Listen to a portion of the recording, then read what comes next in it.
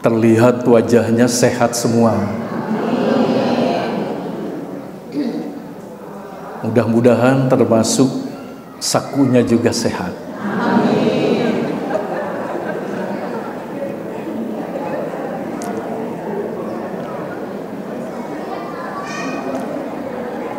Sebelah sini terlihat boneka cantik dari India. Wajahnya cantik, hatinya mulia. Dan sebelah sini dagang sekoteng ke Cicadas. Wajahnya ganteng-ganteng, otaknya cerdas.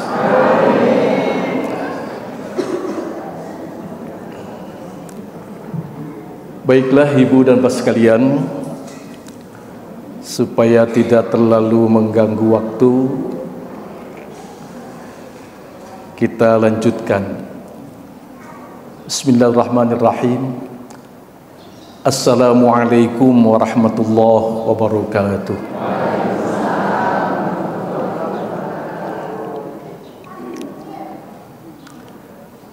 Alhamdulillahil qail fi kitabihil munir. A'udzu billahi minasy syaithanir rajim.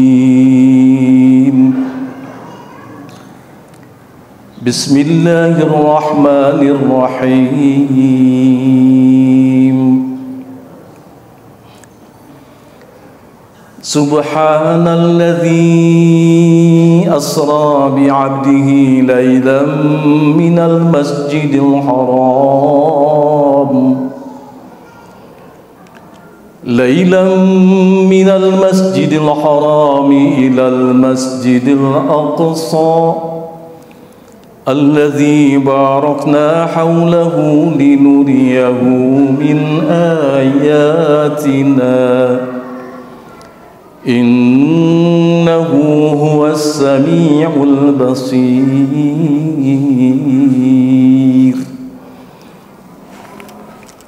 Asyhadu an la ilaha illallah al-alimul qadir wa asyhadu anna muhammadar rasulullah alladzi ja'ana bil basyiri wan nadhir. Allahumma salli wa sallim ala sayyidina Muhammadin wa ala alihi wa ashabihi dhawi qalbin salim wa basir, amma ba'du. Dalam suasana pikiran yang jernih, hati yang suci, semangat yang terus menyala, bibir kita tak henti-hentinya berucap syukur alhamdulillah atas rahman rahim Allah memberikan berbagai anugerahnya kepada kita semua. Dan saat ini kita bisa bersua, bersilaturahmi, bertolabul ilmi dalam rangka memperingati Isra dan Mi'raj Nabi. Mudah-mudahan Allah tak henti-hentinya memberikan anugerah lagi untuk masa ke depan kita ini hingga kita menjadi orang yang husnul khatimah. Tentu saja juga kita mengucapkan rasa rindu dan kangen kepada baginda melalui lantunan salam penghormatan kita. Semoga kita menjadi umat Rasul yang masih jujur. Mengapa ini penting? Karena sekarang ini masyarakat bangsa Indonesia khususnya dan bangsa-bangsa di dunia hasil penelitian di negara-negara Skandinavia, ternyata tingkat kejujuran manusia dan bangsa-bangsa di dunia, Indonesia ini ranking ke-33 dari 40 negara. Yang paling bontot itu Cina. Hati-hati dengan orang Cina. Yang juara pertama kejujuran itu di negeri-negeri yang ada di sekitar Skandinavia itu termasuk Swiss yang memegang peran pertama kejujuran. Cara melakukan penelitiannya, para peneliti menyebar dompet pura-pura hilang, dikumpulkan lagi, ternyata yang utuh itu dari orang-orang di sekitar Eropa dan sekitar Skandinavia itu. Indonesia ranking ke-33. Dan ini diperkuat oleh hasil penelitian Profesor Slamet Iman Santoso, salah seorang guru besar di Universitas Indonesia, dalam buku Tantangan Ganda bagi Pendidikan Agama di Indonesia, menyatakan bahwa bangsa kita sudah dihinggapi penyakit ketidakjujuran. Sekarang faktanya muncul, ngaku umat Rasul kalakuan baragajul, ngaku umat Nabi kalakuan iri dengki, rigig-rigig haji ari laku na mencuri, dasar modern laku na zaman kiwari. Ini Zainal Abidin itu. Punten Kang Haji Arifin, Kang Yudi, punten. Di sini ada teman saya tuh udah lama ini ke Mekah tahun 90 ya, 91. Kang Haji Maman, katanya ada teh oomnya mana? Alhamdulillah, aduh tos hilapnya ada berentos sabaraha puluh tahun atuh. Turnuhun Kang Maman masih sehat walafiat, alhamdulillah. Nah itu faktanya. Bolak-balik Jakarta Mekah, Mekah Jakarta, Bandung Mekah, Mekah Bandung, tapi pulang dari sana maling lagi. Sulit sekarang mencari koruptor yang bukan haji.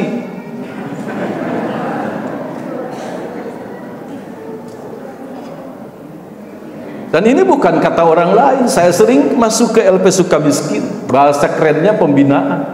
Jadi mereka kan bukan harus dibina lagi, harus sadar sendirilah. Tinggal menunggu tanah 2 meter kali 1 meter, baru di situ sadar. Dan bukan orang-orang kecil seperti kita. Pimpinan kami juga ada di situ, sekarang sudah keluar. Yang lucu, ada gedung yang diresmikan oleh salah seorang menteri. Tiba-tiba yang menandatangani gedung itu besok lusanya jadi santri di situ. Sekarang udah keluar. Tiap masuk masjid melihat gedung itu, oh saya tanda tangannya. Ini bukti ketidakjujuran.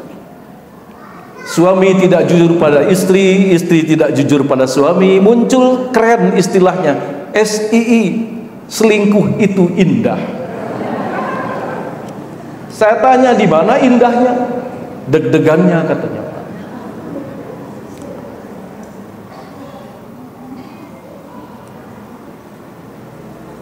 Orang tua tidak jujur pada anaknya, anak ikut tidak jujur pada orang tuanya. Dosen tidak jujur pada mahasiswanya, mahasiswa tidak jujur pada dosennya. Punten Kang Nur Hidayat pernah kuliah kan di sana di Usuluddin. Ada nggak dosen tidak jujur? Ada nggak teman-teman yang tidak jujur? Kalau Pak Nur ini, insya Allah keren. Jurusan tafsir hadis, hafal Quran insya Allah. Ibu hafal Quran? Kalau tidak 30 juz, ya juz 30 lah.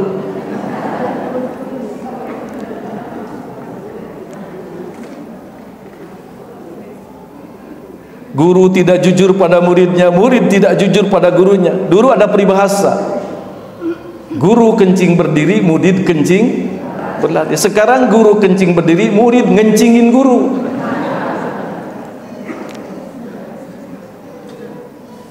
Itulah ayat-ayat tentang ketidakjujuran. Ngaku orang hayang jadi ahli surga, bener nggak?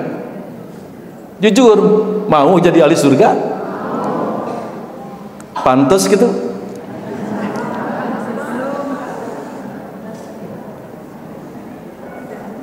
Am hasibtum an tadkhulul jannah وَلَمَّا يَعْلَمِ اللَّهُ الَّذِينَ جَاهَدُوا مِنكُمْ وَيَعْلَمَ الصَّابِرِينَ.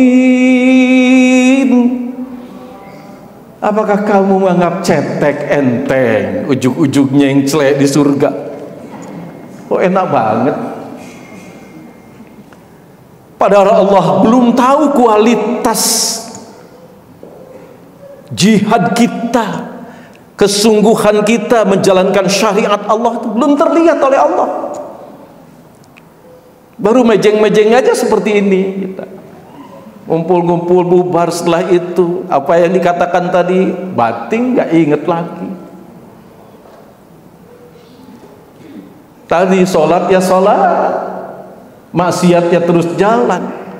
STMJ namanya, sholat terus maksiat jalan. Ini salah satu tanda-tanda ketidakjujuran kita, inkonsistensi kata Kang Nur itu.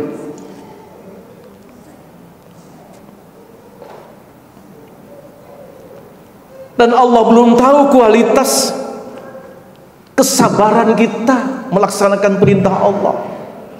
Tadi kalau sholat malam itu kan betapa beratnya, mau bangun 2:30 atau apalagi jam 2, nunggu sampai waktu syuruk, katakanlah berat banget itu Bu. Lama mikirnya ketimbang berangkatnya. Mikir sholat entong. Baru ketika ditimpa musibah, mulai rada deket-deket sugan Gusti abdi teh. Kira-kira itu. Ya punten dia dicabut dalan ada ngahalangan ya punten.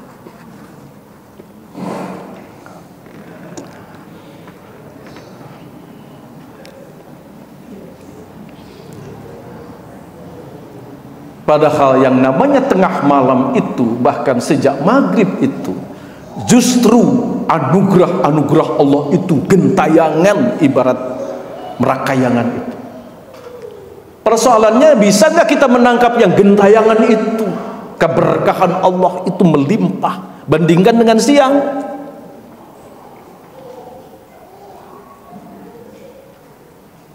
Siang itu disunahkan oleh Rasulullah, sholat sunatnya sholat apa?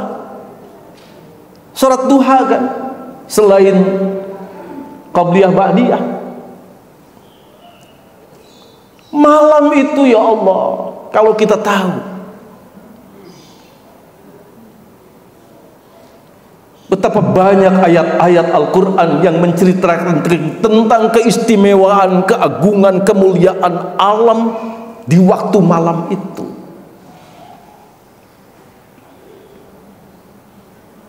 Cuman kita seringkali kalah dengan kekuatan subjektivisme kita.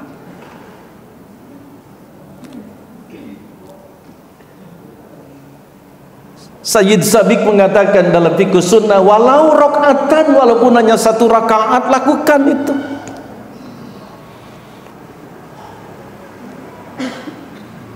Maaf, saya tidak menggurui, apalagi di sini banyak sesepuh.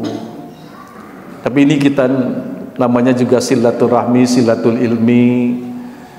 Mudah-mudahanlah kita semua menjadi orang-orang yang mendapat rahmat dan ridha Allah Subhanahu wa taala. Makanya ngaji itu menjadi kewajiban utama bagi kita. Mencari ilmu itu ibadah yang paling utama, karena banyak alasan. Kata Syekh Zubad dalam kitab Zubadnya, bahwa apapun yang kita lakukan, yang kita kerjakan, walaupun disebut itu sebagai ibadah, tapi tanpa ilmu, kullu man bighairi ilmin ya'malu amaluhu mardudatun la yuqbal. Ya akan diterima ibadah kita tanpa ilmu itu. Kalau ilmu kekayaan, ilmu jabatan, ilmu mentereng duniawi itu gampang, tidak usah masuk masjid juga bisa. Betul nggak Pak Idi? Orang ingin kaya tidak usah masuk masjid bisa. Orang ingin kepangkatan, jabatan, model apapun bisa. Tapi kekayaan, ilmu pengetahuan, apapun yang disebut duniawi tidak akan menjamin kebahagiaan hidup kita. Banyak orang kaya raya tapi hidupnya sengsara. Sengsara dalam arti batin, tersiksa. Masuk masjid, masuk Baitullah, Baitul Mu'minin, Kata Imam Al-Ghazali, orang yang memasuki masjid itu diharapkan memperbanyak niat-niat yang bagus. Bu, sudah niat belum masuk masjid ini? Pertama, niat i'tikaf paling tidak. Sekedar berucap nawaitu an a'takifa fi hadzal masjid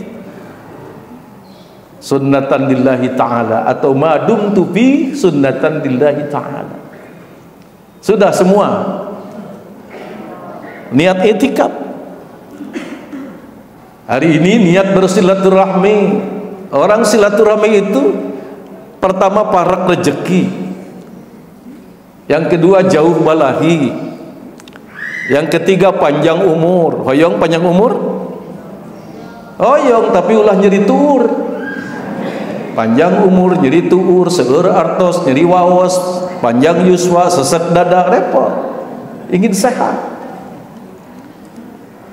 dijamin lewat jaringan silaturahim. Yang keempat, tidak akan menjadi ahli neraka, tapi dia akan dijamin jadi ahli surga.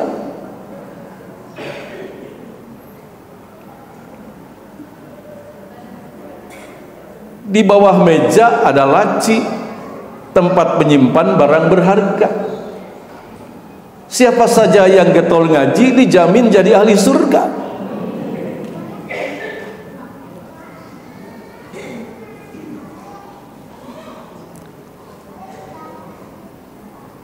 La yadkhulul jannata qati'ur rahmi, kata Rasulullah. Ancaman untuk kita. Dalam bahasa orang Sunda bari kasar Kang Maman punten, da Kang Maman mah urang Cijaura asli atuh. Jadi paminaroskeun saha nu pang asli-asli di Bandung Kang Maman. Ngajinya alhamdulillah. Cadu mungkuk haram dempak kalah botak sariawan, tapi ka belut buluan orai jang-jangan, gaok hideung jadi bodas, ucing tapi katanukan moal jadi ahli surga. Orang yang memutuskan silaturahmi.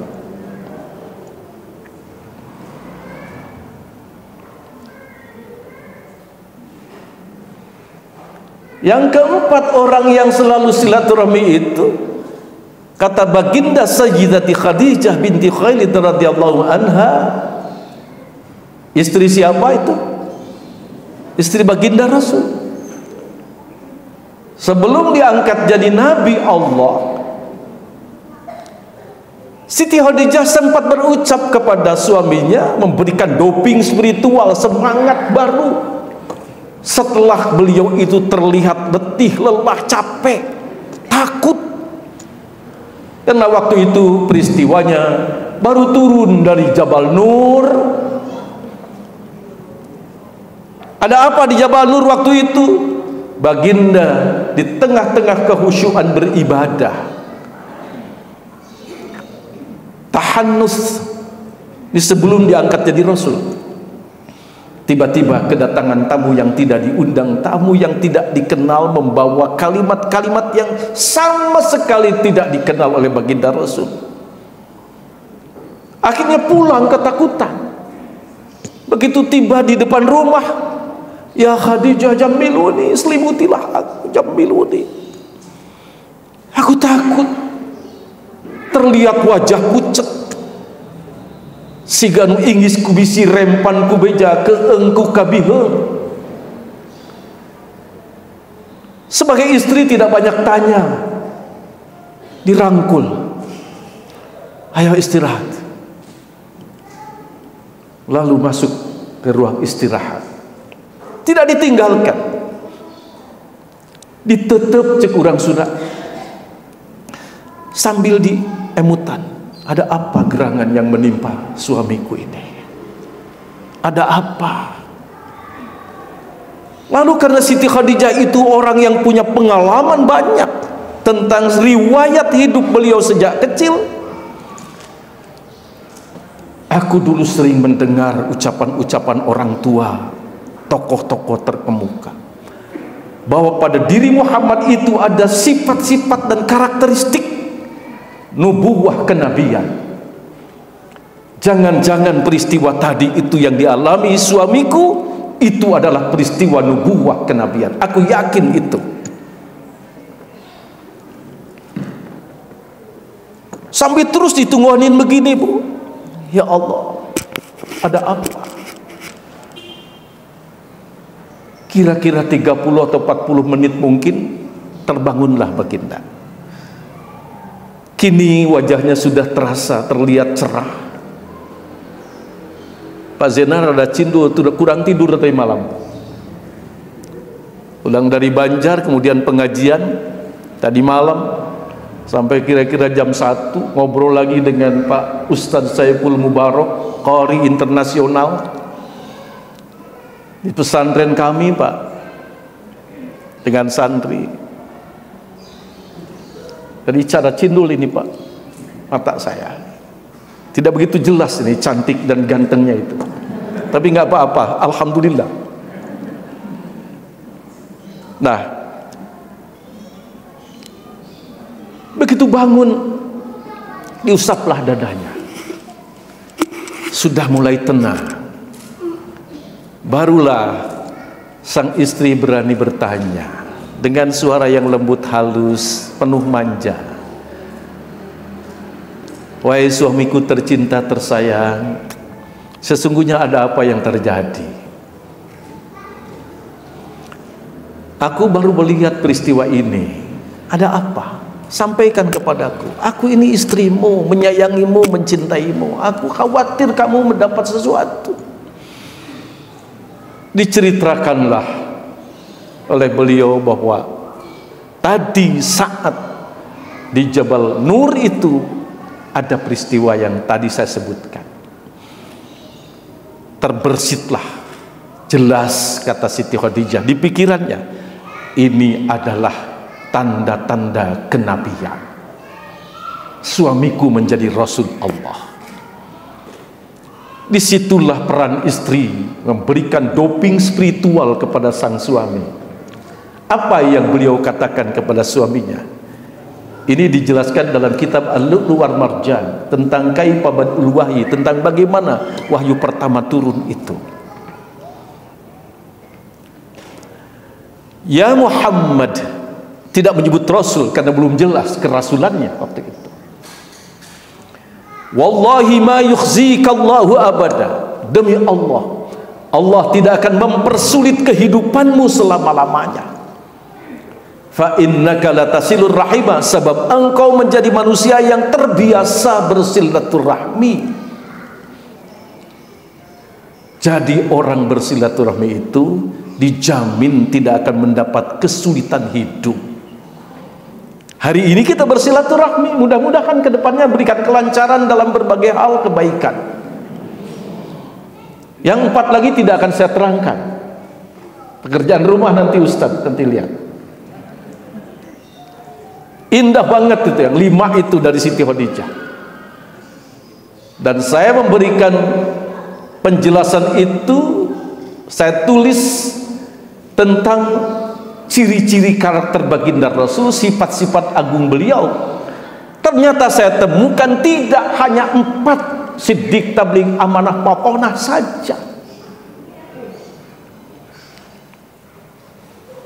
Saya hitung berbasis pendekatan kewahyuan, pendekatan sahabat Nabi, pendekatan istri-istri Nabi, bahkan pendekatan musuh-musuh Nabi, berakhir pada kesimpulan yang saya teliti, tidak kurang 21 butir sifat-sifat agung Rasulullah.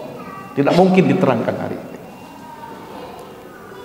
Makanya Allah menerapkan, laqad kana lakum fi rasulillahi uswatun hasanah liman kana yarjullaha wal yawmal akhir wa zakarallaha katsira. Al-Ahzab 21. Ternyata 21 butir itu kandungan makna Al-Ahzab. Kalau pakai logika Quran nih. Apa yang 28? Yang 21 itu juga ini pekerjaan rumah untuk kita bahas ke depan kalau ada waktu. Dan kalau saya diundang lagi. Bukan berarti saya harus diundang lagi, tidak. Yang jelas saya sudah dijadwalkan untuk tanggal tadi berapa? 15 Maret bulan Ramadan subuh. Saya cek jadwal, insya Allah ada, siap. Hatur nuhun yang haji, insya Allah. Nah, baru ke berapa itu? Kelima ya, panjang umur, parak rezeki, jauh balaki, jadi ahli surga, tidak akan mendapat kesulitan orang silaturahmi itu. 5. Yang keenam, kaya dengan ilmu pengetahuan.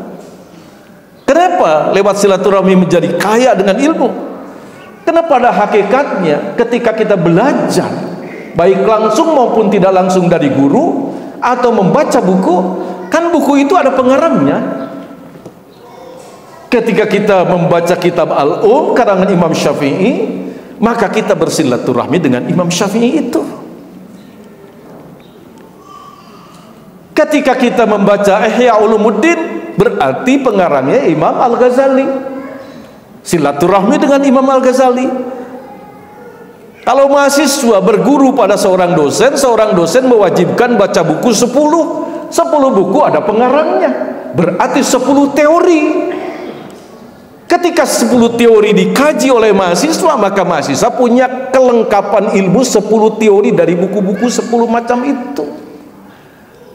Sekarang mahasiswa jadi sarjana berapa puluh dosen, dan satu dosen mewajibkan berapa buku. Semakin banyak pertemuan dengan para ahli, semakin kaya ilmu pengetahuan kita. Makanya mencari ilmu itu tidak ada fanatik guru. Awas kamu pesantren jangan di Ustadz Anu, beda dengan kita, tidak akan sukses itu Pak. Nah, kalau dengan Ustadz ini boleh, itu sejalan dengan kita. Karena kalau kita latihan menpo Pak, datang ke ahli menpo, begitu tiba di situ cara kuda-kudanya sama, cara jurusnya sama, cara mukulnya sama, jangan dijadikan guru itu, tidak akan nambah. Tapi cari guru silat yang berbeda dengan kita, baru akan kita tambah ilmu. Soal pemakaiannya, penerapannya sangat tergantung kepada keyakinan kita. Orang babat rumput untuk kambing, apa saja, yang penting penuh. Begitu diberikan ke kambing, kambing juga bisa memilah mana rumput yang enak, yang kurang enak, yang membahayakan, kambing tahu. Makanya cari ilmu itu, Rasul mengisyaratkan, khudil ilma walau bisin, ambil ilmu walaupun ada di orang-orang Cina. Pertanyaannya, mengapa orang Cina sekarang pada berdatangan ke kita? Kan salah kita. Dulu Rasul mengajak kita untuk segera berangkat ke negeri Cina, mereka nunggu kita nggak datang-datang. Wah, kalau begitu umat Islam Indonesia tidak pernah datang-datang ke negeri Cina, biar kami yang datang. Akhirnya sekarang berbondong-bondong masuk Indonesia. Jadi jangan salahkan mereka. Hanya bedanya kalau kita disuruh untuk mencari ilmu, karena Cina itu, Tiongkok itu termasuk negara yang punya peradaban awal seimbang dengan Romawi, seumur dengan Persia. Jadi negara ini di dunia ini kan yang punya 3 peradaban itu hanya 3 negara. Satu Eropa kontinental barat, Romawi. Yang kedua Persia, yang sekarang sudah acak-acakan menjadi negara-negara banyak. Persia menjadi Iran, Irak, termasuk bahagiannya Saudi, plus Cina. Cina itu punya peradaban tinggi. Nuwawi Kangjeng Rasul teu kagok borontok, teu kapalang belang, teangan ilmu sarajan di negeri Cina. Ditungguan ku urang Cina teh. Teu datang. Ah, geus en mah urang we datang ke itu. Cuman kalau kita disuruh mencari ilmu, karena orang Cina mencari kekayaan di negeri kita, itu bedanya.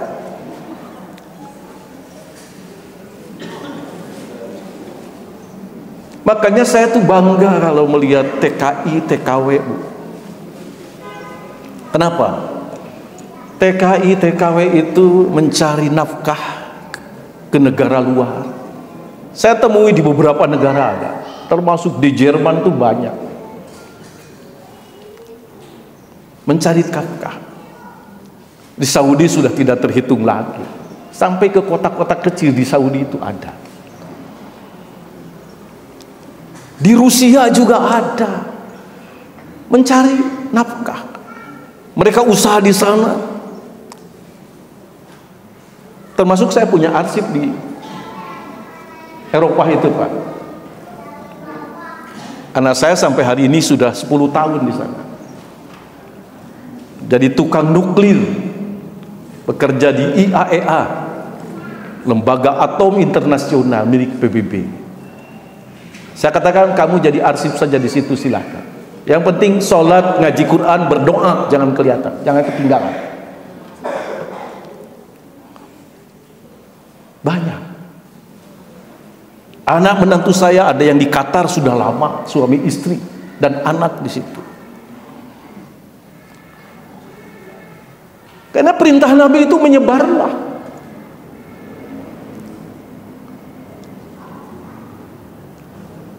Setelah itu semua kita ini dibandingkan dengan TKI tadi, mereka pulang ke sini bawa rezeki banyak, menghidupi keluarganya, menyantuni orang tuanya, bahkan ada yang sempat beli kendaraan, sawah ladang di desa-desa Sukabumi Selatan, Cianjur Selatan, Garut, segala macam itu lengkap, Kuningan, Majalengka. Anehnya bangsa konglomerat pengusaha besar justru mencari kekayaan, mengeruk keuntungan dari negara kita, dijajankan di negeri orang. Orang miskin, orang bodoh, katakanlah tanda petik, membawa uang dari negara orang ke negeri kita. Orang kita yang cerdas-cerdas, yang pinter-pinter, yang kaya raya itu mengeruk keuntungan di negeri kita, dijajanin di sana. Libur itu kan di sana. Coba artis nugarelis bajuna araripis ditinggali mata paranas tiris, tungtungna sakurang-kurang nama jamaah ge loba kagoda ku iblis. Kekayaan dibawa ke sana, ada yang tinggal di sana dan seterusnya. Kekayaannya dari negeri kita. Kurang apa negeri kita? Takut melantur saya. Yang jelas yang terakhir, silaturahmi maksud saya. Silaturahmi itu mudah memecahkan masalah. Jadi kalau bangsa kita sekarang sedang banyak masalah, termasuk ormas-ormas juga bertengkar, karena renggangnya silaturahmi. Saya yakin Pak Presiden kita, Pak Prabowo, andai memahami rumus-rumus agama tentang pentingnya berkolaborasi lewat jaringan silaturahmi, selesai masalah. Jangan menunggu orang berkuar-kuar jadi hakim jalanan, jangan. Tapi sampai hari ini belum ada upaya merangkul. Ayo kita. Ada apa? Saya tidak nyerempet politik, karena politik sekarang ini sudah berubah. Anu ngaranna politik ngomong na dibulat balik majarkeun nempo nu leutik si horeng nipu nu leutik. Kemarin saya sampaikan di masjid ini apa? Masjid Al-Bilal, Masjid Bilal. Ada Pak Wakil Wali Kota yang terpilih, Kang Erwin. Hati-hati Kang Erwin dengan persoalan ini.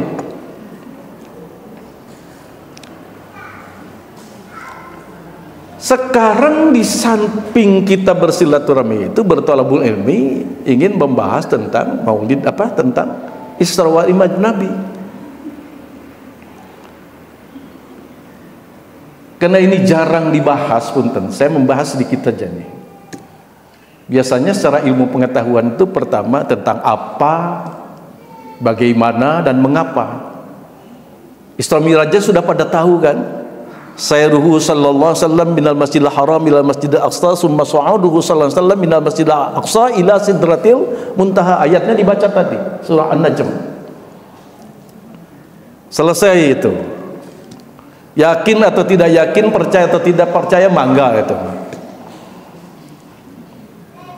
Karena ada orang yang tidak percaya gara-gara tidak tahu, tidak mengetahui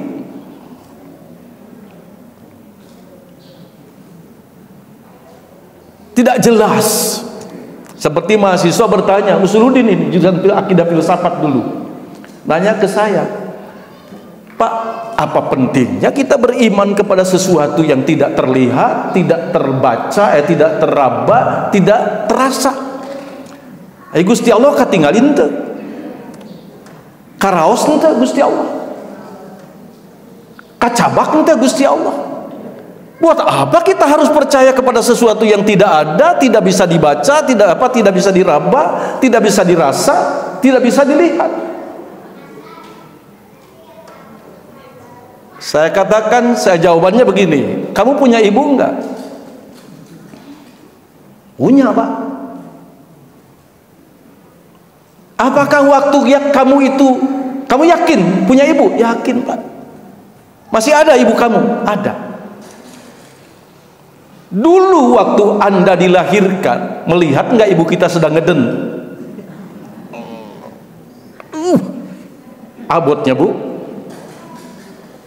Kamu melihat enggak? Tidak. Apa kamu merasa waktu itu sedang dikeluarkan gitu? Enggak, Pak. Lalu kamu melihat tidak? Melihat, meraba, merasa? Tidak, Pak. Lalu dari mana kamu ujug-ujug yakin bahwa ibu kamu itu si A? Kan kamu tidak melihat, tidak meraba, tidak merasa, tapi kamu iman, yakin bahwa ibu kamu itu si A. Coba dari mana kamu tahu itu?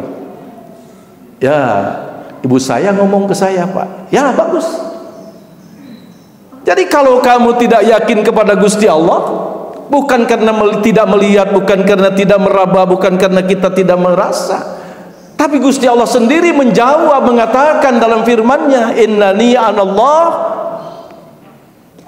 fa'budni, sesungguhnya aku inilah.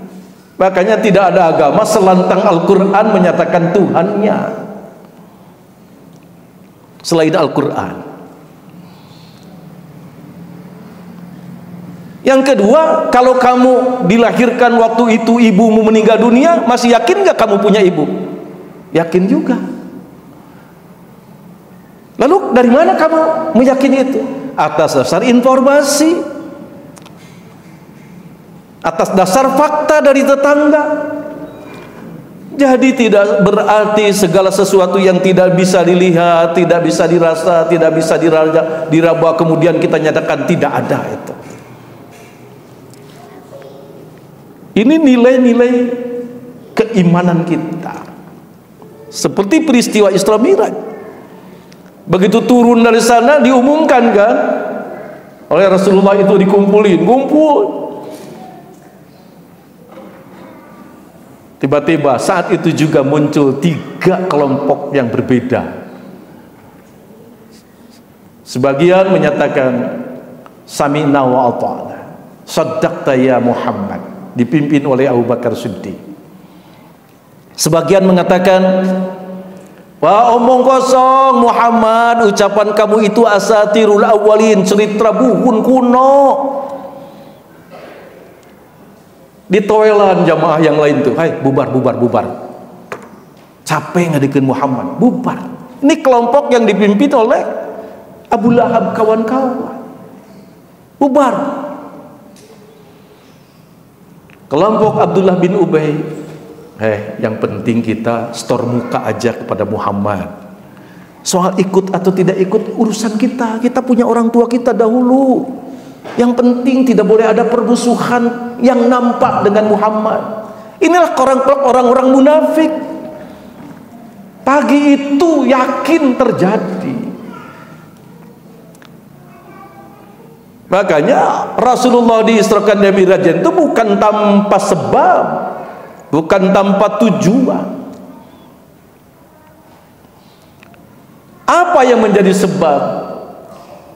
Ibu nanti pulang baca lagi surah Bani Israel ayat 90 sampai 93. Saya bacakan ayatnya. Ini rekaman peristiwa inohong-inohong Quraisy mengerumuni baginda Rasul di saat Rasulullah sedang beribadah di sekitar Baitullah, dipimpin oleh Abdullah bin Umayyah. Di situ inohong-inohong Abu Jahal ada, Walid ada, dan tokoh-tokoh Quraisy yang ada di situ. Ini dijelaskan oleh Ibnu Jarir At-Tabari dalam tafsir At-Tabarinya tentang asbab nuzul surah Bani Israil ayat 90 dan seterusnya sampai 93. Dari Ibnu Ishaq lanjut ke atasnya Ikrimah, masuk ke Ibnu Abbas peristiwa asbab nuzul ini. Peristiwa itu direkam. Tekanan dari mereka kepada baginda Rasul, penghinaan yang secara besar-besaran.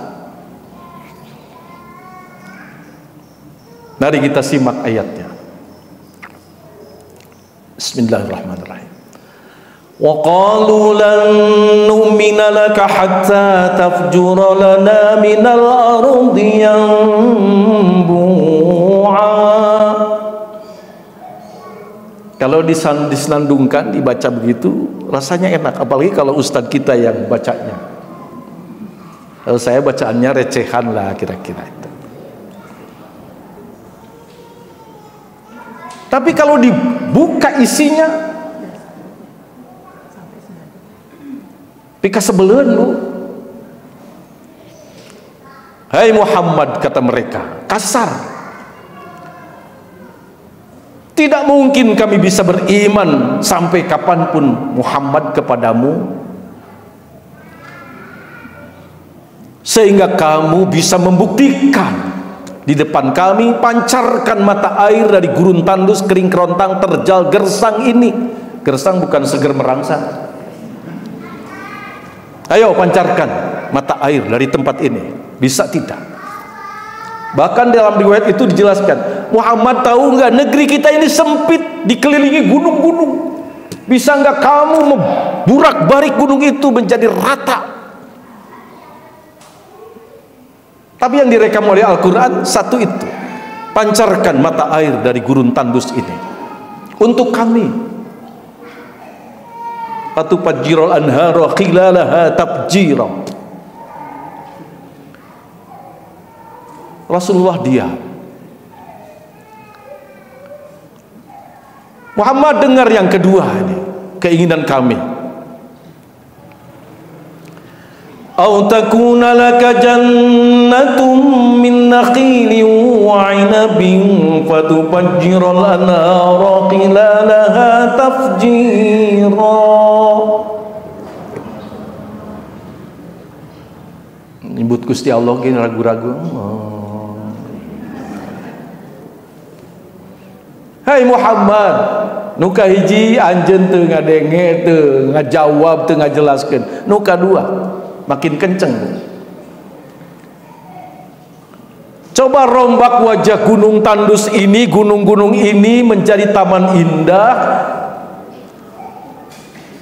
kebun korma dan kebun anggur.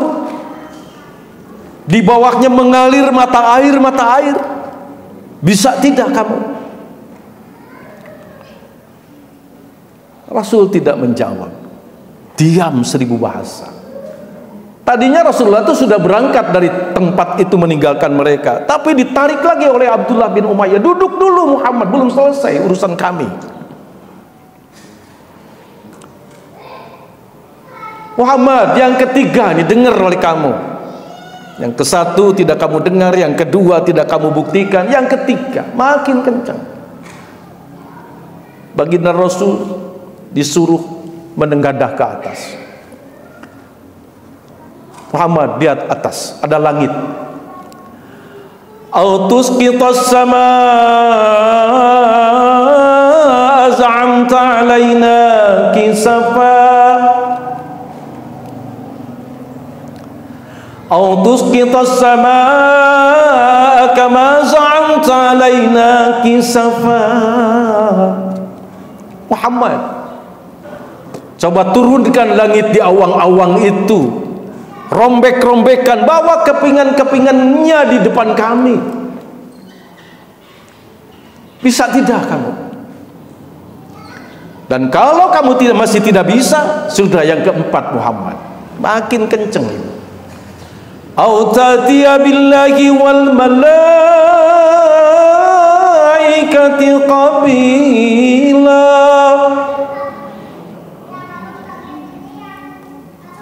Hadirkan Gusti Allah Tuhanmu itu di depan kami. Bariskan para malaikatnya di depan kami agar kami bisa berhadap-hadapan dengan mereka. Ini ayat Quran, Ibu. Mangga aos deing ke ditu. Ina terjemahna kumaha.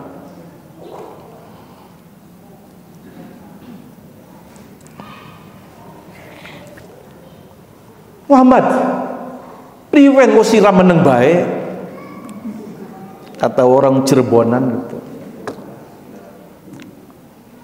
Sudahlah Muhammad, kami juga jadi pusing ini, nggak ada satupun yang kamu jawab. Sudahlah, yang keenam sekarang. Apa yang keenam? Bukankah Tuhanmu itu maha kuasa? Au yakuna laka baitum min zukhruf. Suruh Tuhanmu membuatkan rumah mewah, gedung sigrong yang terbuat dari tretesan emas intan permata. Bisa tidak? Pangeran Anjeun mangnyeunkeun imah mewah yang Anjeun.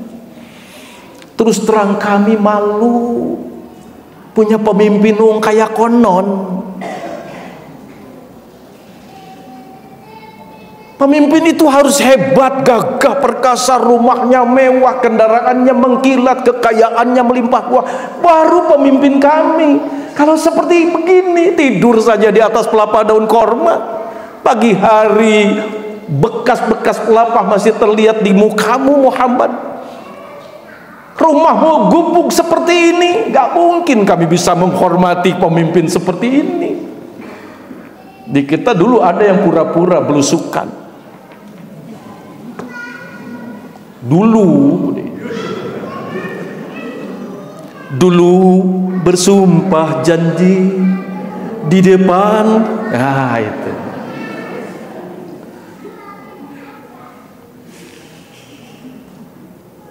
Tapi kalau kamu sudah berubah, rumah megah, kekayaan melimpah, kendaraan, kami akan patut kepadamu kapanpun. Maaf Muhammad, segera suruhlah Tuhanmu.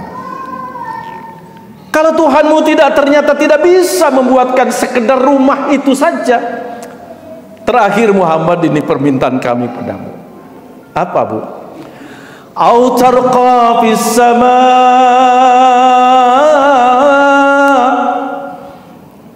coba terbang ke angkasa, temui Tuhanmu di sana. Bahkan dalam cerita asbab nuzul itu, si Abdullah bin Umayyah itu nyuruh kepada baginda Rasul pakai tangga, bikin tangga ke langit begitu. Bisa tidak kamu temui Tuhanmu di sana? Tapi Muhammad, sekalipun kamu bisa terbang ke angkasa, kami tetap tidak akan menyatakan iman. Au tarqa fis sama wa lan nu'mina liruqiyyika hatta tunazzila 'alaina kitaban naqra'u. Sekalipun kamu bisa terbang ke angkasa, tetap kami tidak akan menyatakan iman kepadamu sehingga kamu membawa oleh-oleh yang bisa kami baca. Ini pola berpikir materialistik.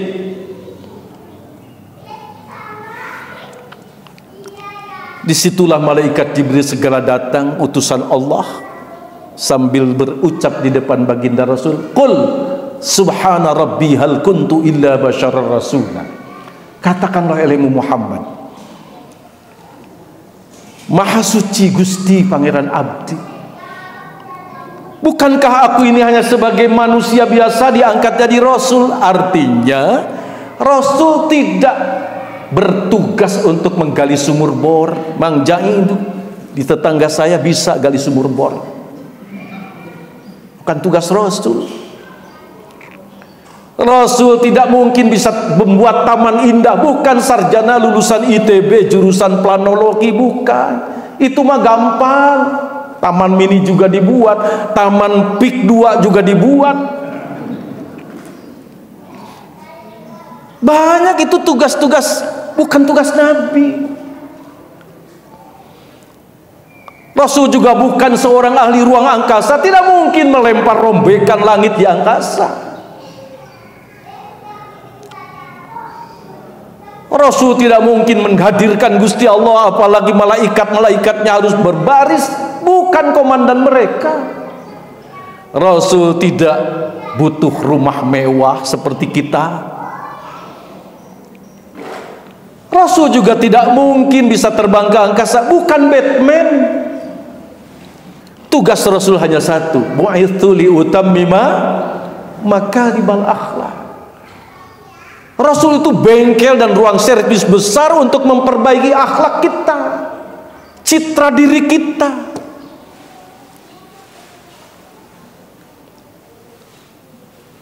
Jadi kehadiran kita di tempat ini sesungguhnya kita bersolawat kepada Nabi, menyambungkan perilaku Rasul dengan perilaku kita.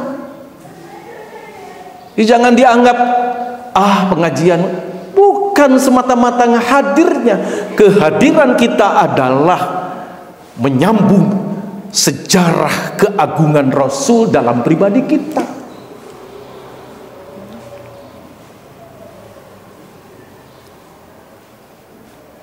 Dan bengkel ini sangat sulit, apalagi zaman sekarang. Dunia pendidikan sekarang sudah sangat materialistik. Berlomba-lomba orang menyekolahkan anak dengan biaya yang sangat besar. Hasilnya belum tentu.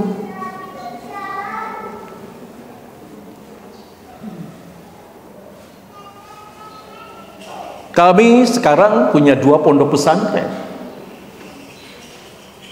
Sosialisasi sekaligus, kalau mau, Sukabumi ada Yaspida, Yayasan Sosial Pendidikan Islam Darus Syifa Al-Fitrah. Arealnya kurang lebih 108 hektar di tanah berbukit. Didirikan 2000, tahun 2000. Santrinya sekitar 5.000 lebih sekarang. Seluruh jenis perusahaan yang kira-kira terjangkau diadakan. Mulai ayam tidak di situ. Aset yayasan itu sekitar 500 hektar. Guru dan karyawan itu sekitar 500 orang. Termasuk pabrik ini, mineral sudah kita punya. Namanya Lapida. Sukabumi Bogor sudah banyak memanfaatkan Lapida itu. Lamping Darus Syifa.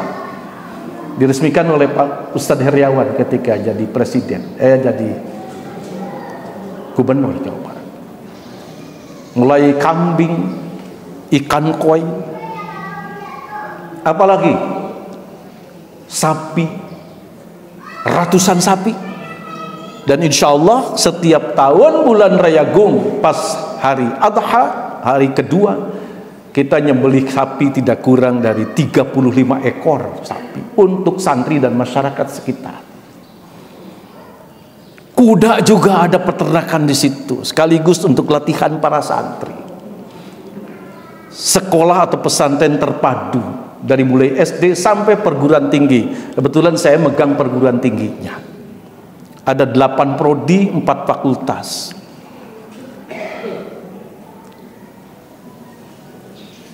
Ulumul Quran yang dekat dari sini, Ibu, pinggir tol Cipali mau keluar dari ke Tanjung Sari, apa namanya itu? Bukan Cipali ini namanya, Cisundawu. mau keluar ke Tanjung Sari, ke Pamulihan, ibu nengok ke kiri, atau dalam teori komunikasi sekarang, jangan tengok sebelah kiri. Jadi orang ke sini penasaran. Di situ ada apa? Plang besar. Pondok Pesantren Ulumul Quran, UKI. Saya sebagai pembina dan pendiri di situ. Santrinya baru sekitar 1.000 orang di situ, plus SMP plus dan SMA plus. Khas di situ adalah qiraat Quran dan tahfidz Quran. Qiraat Quran yang mujawwad untuk memproduk qari-qari nasional internasional. Beliau ini dulu aktif di UPTQ, Unit Pengembangan Tilawatil Quran, yang saya dirikan pada tahun 93. Sampai hari ini mahasiswa UIN. Mereka sudah banyak yang juara-juara internasional, Ibu, termasuk putra kiai yang di situ. Tahun kemarin 6 bulan di Amerika, khusus bulan Ramadan itu diminta oleh masjid-masjid untuk jadi imam. 4 kali juara internasional, hafal Quran 30 juz. Sayang anak itu sekarang sudah punya istri.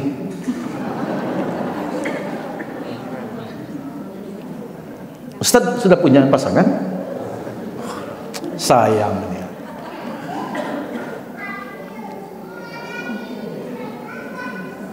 Pertengahan tahun kemarin kita mewisuda 10 orang yang 30 juz, 110 orang yang hafal 10 sampai 20 juz. Dan qiraatnya qiraat bacaan yang indah. Jadi kalau jadi imam itu aduh enak sekali. Kang Maman persis di haram. Alhamdulillahi rabbil alamin, arrahmanir rahim, maliki yaumiddin. Nikmat. Oh, dibandingkan bacaan saya jauh. Di Mekah kan tidak terdengar basmalahnya ya.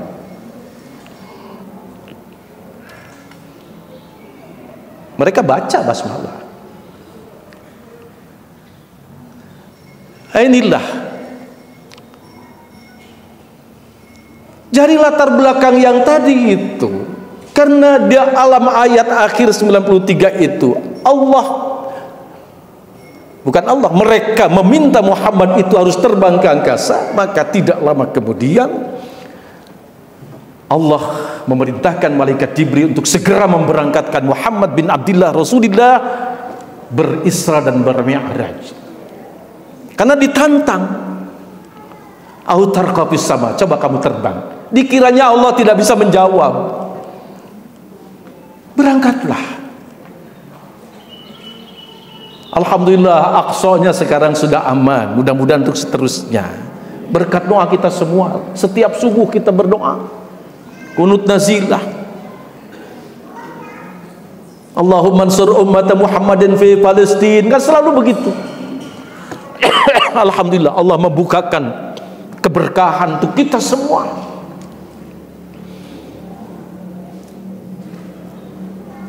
Untuk apa? Ternyata linuriyahu min ayatina itu pertama dijawab dalam surah apa itu? Surat ayat 52. Sanurihim ayatina fil afaqi wa fi anfusihim hatta yatabayyana lahumul haqq. Kami akan perlihatkan seluruh keagungan dan kemahabesaran Allah, termasuk ayat-ayat yang ada pada diri kalian semua.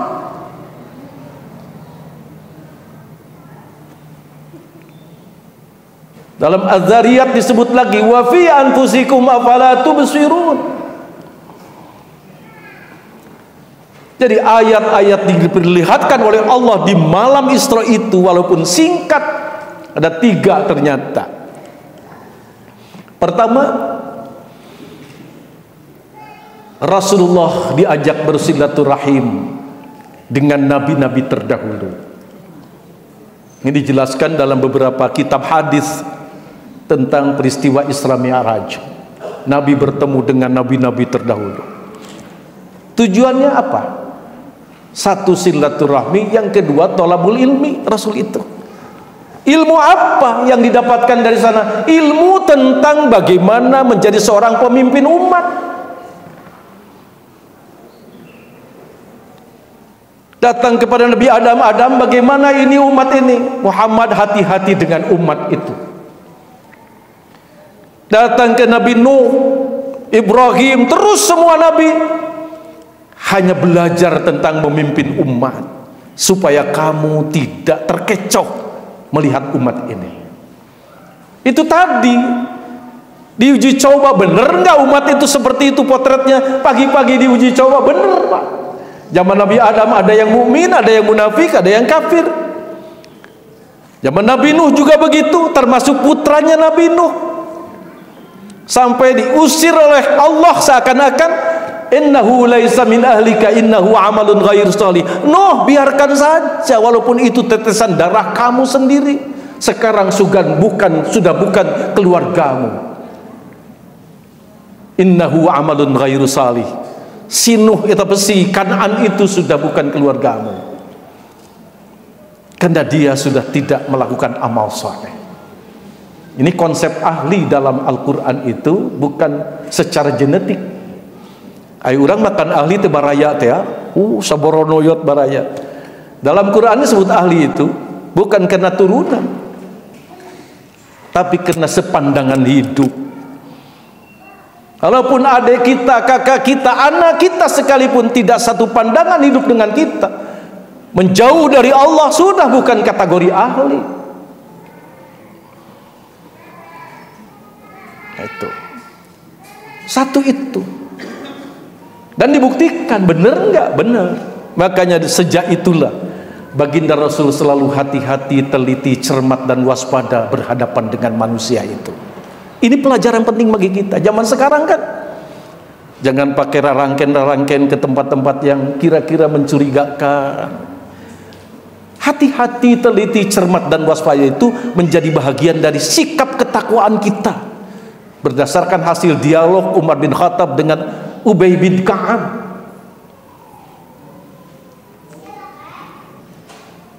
Hati-hati, teliti, cermat dan waspada. Sejak itu Rasulullah tidak pernah terkecoh. Yang kedua, Rasulullah itu diberi informasi oleh Allah, diberi fakta tentang keagungan Allah. Kalau tadi dibaca sebelum ayat berapa itu, 13, dibaca sebelumnya dari An-Najmi idza hawa ma dhalla sahibukum wa ma ghawa, terus di situ ada ayat tsumma dana fatadalla. Allah memberikan petunjuk, fakana qaba qausain. Allah menayangkan gambaran-gambaran keagungan Allah. Alam makrokosmos jagat raya dan mikrokosmos tentang perilaku manusia di tayangan kecil, kira-kira begitu. Kalau zaman sekarang gampang ngasih contoh, tahu tayangan saja. Apa di isi tayangan itu? Tentang sarwa keagungan Allah, ayat-ayat semesta ini. Satung kebening langit satang karek ning jagat otok tongo walang taga orong-orong gogodongan ditampilkan ku Gusti Allah dalam jarak yang sangat dekat, 2 busur panah saja. Sehingga orang nonton YouTube bright tentang alam semesta. Inilah keagungan Allah. Dulu saya pernah diskusi dengan Insinyur Azwar Anas ketika beliau masih jadi menteri apa itu. Dalam satu pertemuan, beliau membawa tayangan foto sebesar ini, Bu. Foto rekaman tentang jagat raya. Bumi kita ini hanya sebesar kelereng dalam tayangan itu. Sementara di luar angkasa itu banyak makhluk-makhluk Allah yang besarnya sebesar bulatan bola voli. Bayangkan kalau bumi di tayangan itu hanya sebesar kelereng, kita sebesar apa di situ? Sebesar kuman pun terlalu gede. Makhluk atomis kita di tengah-tengah jagat raya itu. Disitulah Rasulullah merasa kecil, merasa tidak punya arti apa-apa. Makanya Rasulullah seakan-akan usul kepada Allah bagaimana menjadi orang yang senantiasa sujud. Maka yang ketiga, Allah memberikan oleh-oleh untuk mempertahankan dirimu yang kecil ini di hadapan semesta raya ini. Salatlah kamu, diberilah aturan salat. Itulah yang kita kerjakan. Inti salat itu ruku dan sujud kan. Tarahum ruk'an sujjadan yabtaghuna fadlan minallahi wa ridwana simahum fi wujuhihim min atharis sujud. Quran itu menyatakan ruku dan sujud. Tata caranya dijelaskan oleh baginda Rasul. Pertanyaannya, ada berapa macam sholat ini? Sholat itu macamnya dalam Quran itu tidak ada sholat wajib, yang ada sholat maktubah. Yang kedua sholat sunnah, tidak ada sholat sunnah, yang ada apa? Maktubah. Tuh, nafilah, sholat nafilah. Gitu ayat sholat fardu, ayat sholat wajib di Al-Quran itu, yang ada sholat maktubah, yang kemudian diterjemahkan oleh para fuqaha dan Rasulullah menjadi fuqaha wajib itu menjadi ranah fuqaha. Jadi sholat wajib, fuqaha menerjemahkan wajib itu dikerjakan mendapat pahala, tidak dikerjakan mendapat siksa. Di sini ada komersial sedikit. Jadi kita mengerjakan sholatnya karena hayang pahala, sieun asup ka neraka. Ini istilah para fuqaha dengan al-ahkamul khamsahnya. Imam Syatibi kalau berdasar menyatakan itu. Sunnah dikerjakan mendapat pahala, tidak dikerjakan tidak apa-apa. Ah, ieu mah sunat ieu.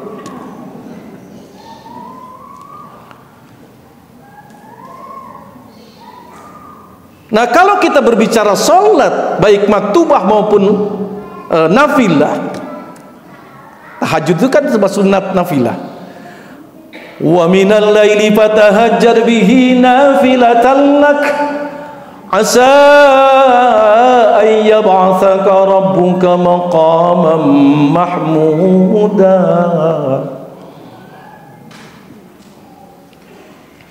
Bagi kita yang sudah mengaku sami'na wa ata'na kepada Allah, sami'na wa ata'na kepada baginda Rasulullah, maka sholat dilihat dari segi jenis maktubah nafilah. Maktubah menjadi kewajiban yang diutamakan, nafilah menjadi tambahan. Silahkan ibu lakukan dua-duanya. Karena kalau yang maktubah tidak dikerjakan, ini terancam dengan as-salatu imaduddin, faman aqamaha faqad aqamaddin, wa man tarakaha faqad hadamaddin. Kualitasnya ada dua macam, Ibu. Pertama ada kualitas anu bener upami pareh mah. Yang kedua ada kualitas hapa hepe. Tiasa teu ngabentenkeun pareh bener sareng pareh hapa. Pare bener mah dicepeng teteas, digegel ngeletruk, ditumbuk janten beas. Ari pare hapa mah dicepeng ipis, digegel ngeleces, ditumbuk jadi huut badan. Akhirnya araratel merah. Ya, pertanyaannya, sholat kita ini termasuk bener atau napi hapa? Sholat bener dalam Al-Quran disebut sholat khusyuk, sholat hapa dalam Al-Quran disebut sahun. Apa yang membedakan? Kita lihat 4 ciri atau kriterianya. Pertama, sholat wajib atau sholat sholat bener itu, sholat khusyuk, dasarnya iman kepada Allah. Qad aflahal mu'minuna alladzina hum fi salatihim fi salatihim khashi'un. Dasarnya iman pada Allah. Sedangkan salat sahun, salat anu hapa, dasarnya ria'an nas, hanya ingin dilihat orang. Wailun lil musallin alladzina hum yura'una wa yamna'unal ma'un. Tanda tepan orang kira-kira dasarnya naon ya ngalaksanakan salat teh semata-mata iman ka Gusti Allah. Kalau masih ingin dilihat orang tetangga, siga calon minantu dipiwarang jadi imam, ngetes da calon minantu kabejakeun santri. Mangga tipayun, apa dipengker. Siap. Karena santri teh pede. Hanya artinya ketika overconfidence, kepercayaan berlebihan, pede, begitu jadi imam. Kena NU ini, usolli fardal maghrib. Allahu Akbar.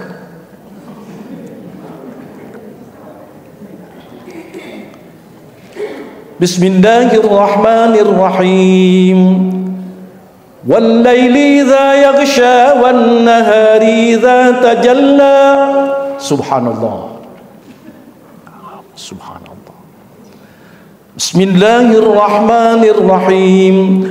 Wal-laili idza yaghsha wan-nahari idza tajalla. Subhanallah.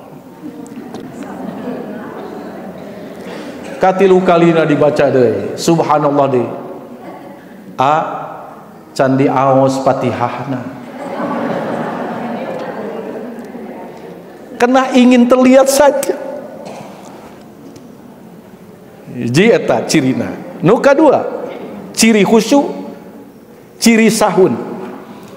Salat khusyuk kaifiatnya sesuai dengan apa yang disunnahkan Rasul. Sallu kama ra'aitumuni usalli. Salatlah kamu sebagaimana aku salat, sebagaimana kamu melihat aku salat. Ini secara kaifiat lahiriahnya. Mulai takbiratul ihram, bacaannya mengikuti apa yang disunnahkan Rasul, dicontohkan Rasul.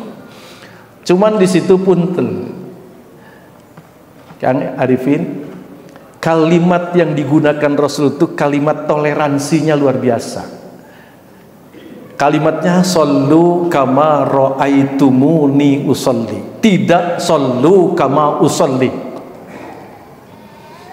Apa bedanya? Kalau sallu kama ra'aitumuni usolli, salatlah kamu sebagaimana kamu melihat aku salat. Kalau sallu kama usolli, salatlah kamu sebagaimana aku salat. Tidak ada kata-kata melihat aku salat.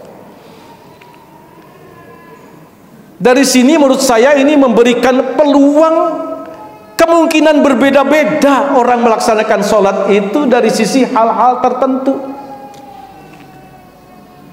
Karena tidak semua sahabat Nabi itu sholat selalu bareng dengan Rasul paling depan. Ada sahabat-sahabat yang selalu ingin di belakang saja sholatnya. Mungkin yang paling depan setiap saat Nabi sholat, tahu tentang cara-cara sholat, mulai takbiratul ihram, mulai bacaan segala macam, ruku sujudnya. Tapi yang di belakang ikut yang di depannya. Bagaimana cara takbiratul ihram Rasulullah? Apakah di atas, apakah di sini, apa tidak? Bisa terjadi. Dengan demikian ketika terjadi perbedaan-perbedaan, sekian ribu sahabat berjamaah, pasti sekian ribu sahabat ingin segera mendakwahkan cara sholat Rasul sesuai dengan pandangan masing-masing. Ya, tidak kaget perbedaan-perbedaan itu. Jangan menjadi masalah.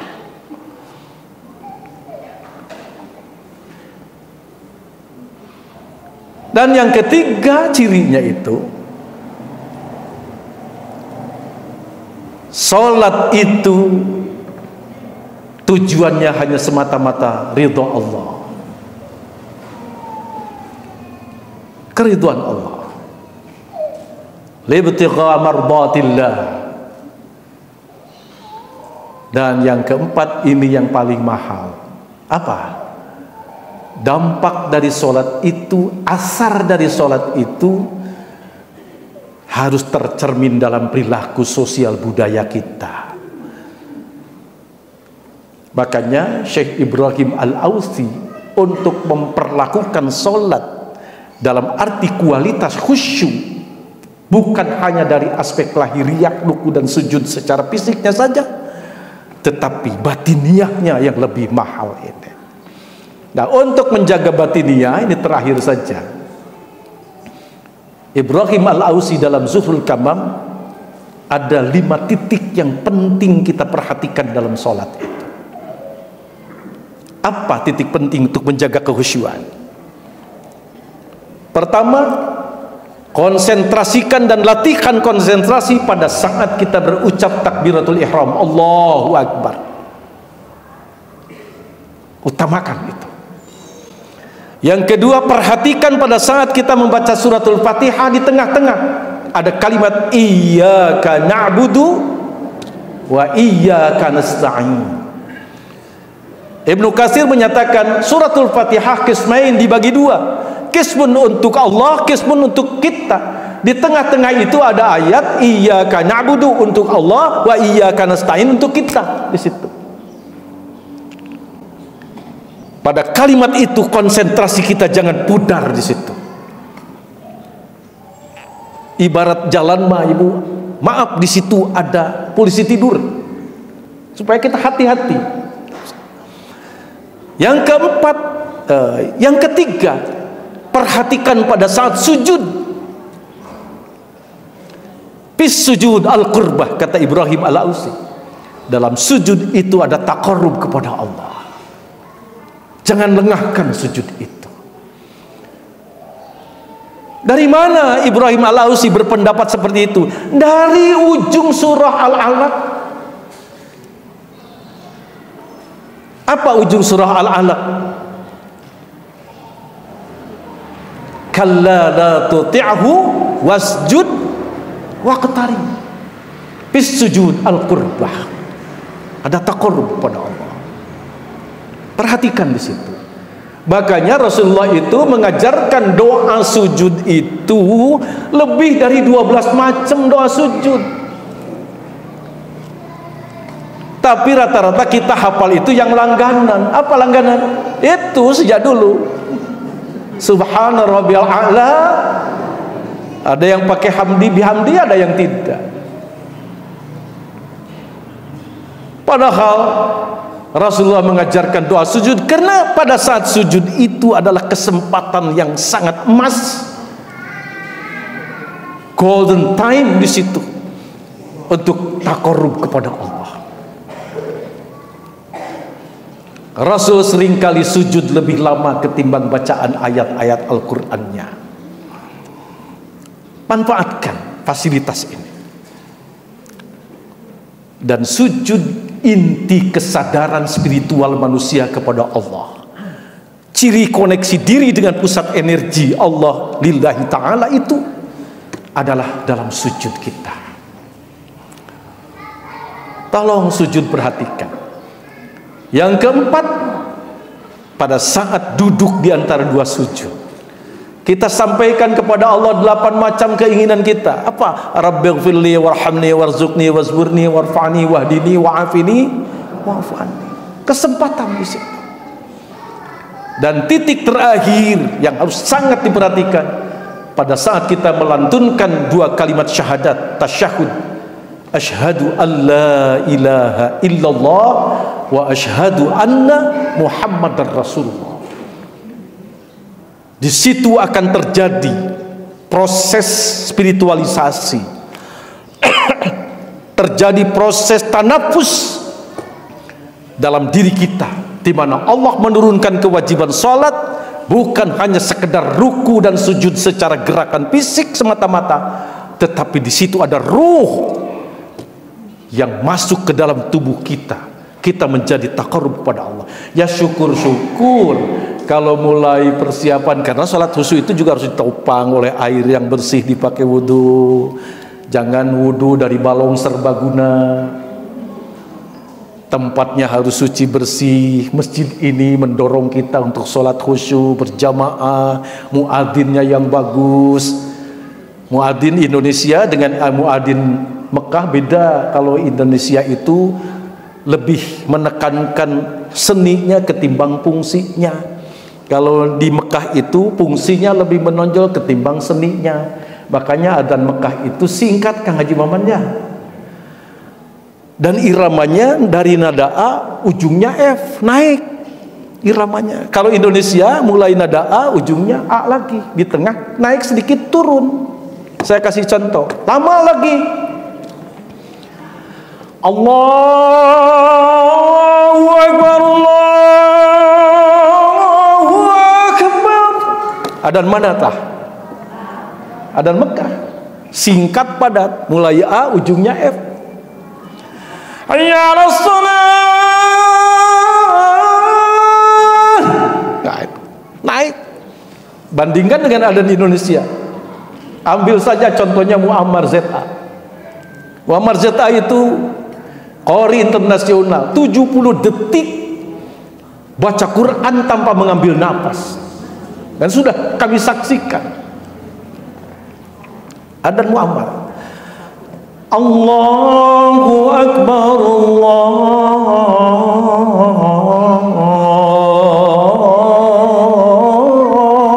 Akbar. Mulai A, ujungnya A. Refrennya nanti hayya 'alas shalah.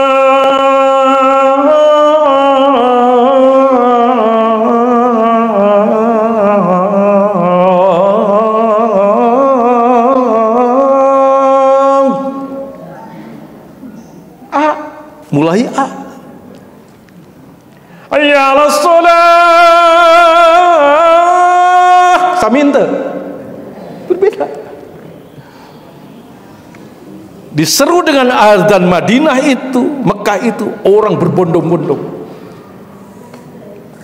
Lugai tina bantal, cengkat tina ranjang, undur tina bujur, keluar ti kamar, indit kacai, berangkat sembah Allah di Baitullah.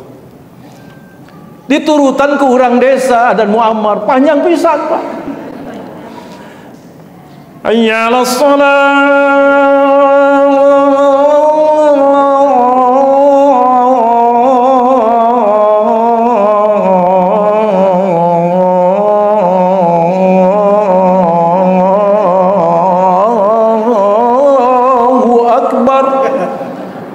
Saking panjang lupa mulai.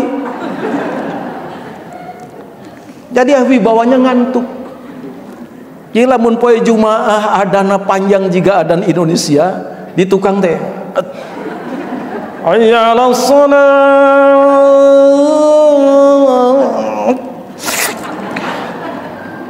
Beda. Allahu Akbar, Allahu Akbar. Singkat. Dupi di dia Kang Haji naon ya? Gaya mana itu? Jadi fungsinya harus jelas ketimbang seni. Nah, mudah-mudahan kita semua. Saya terakhir, yang setuju boleh manggut, tidak setuju gak apa-apa. Bila masih mungkin kita menorehkan bakti atas nama jiwa dan hati tulus ikhlas, mumpung masih ada kesempatan buat kita mengumpulkan bekal perjalanan abadi. Oh, oh, oh. Du, du, du, du, du, du, du. Siapa itu?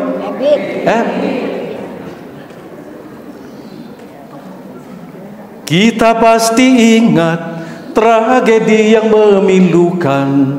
Mengapa harus mereka yang terdini menghadap? Tentu ada hikmah yang harus kita petik. Atas nama jiwa mari heningkan cipta. Kita mesti bersyukur bahwa kita masih diberi waktu. Entah sampai kapan, tak ada yang bakal dapat menghitung. Hanya atas kasihnya, hanya atas kehendaknya, kita masih bertemu matahari.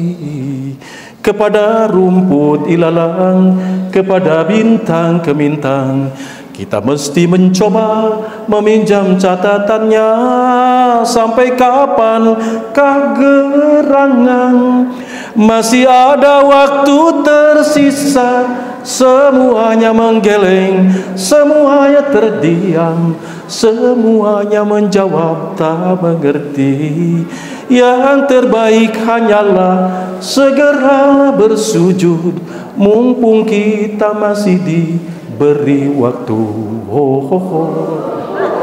Jadi bukan senandungnya, ini falsafah. Jadi kita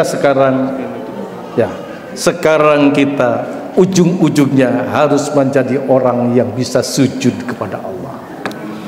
Allahumma salli wa sallim ala sayyidina wa habibina wa syafi'ina wa karimina wa maulana Muhammad wa sallim radhiyallahu tabaraka wa ta'ala an kulli sahabati rasulillahi ajma'in. Hamdan yuafi ni'amahu wa yukafi mazidah. Ya Rabbana lakal hamdu kama yanbaghi li jalali wajhikal karim 'azim sultanik. Radina billahi rabba bil islami dina bi Muhammadin nabiyya wa rasula. Subhanallah wa bihamdi adada khalqihi wa ridha nafsihi wa zinata arshihi wa adada kalimati. Bismillahilladzi la yadhurru ma ismihi syai'un fil ardi wa la fis samaa'i wa huwas samiul alim. Allahumma salli wa sallim ala sayyidina Muhammadin abdika wa rasulika nabiyyi ummi wa ala alihi wa sahbihi wa barik wa sallim ajma'in.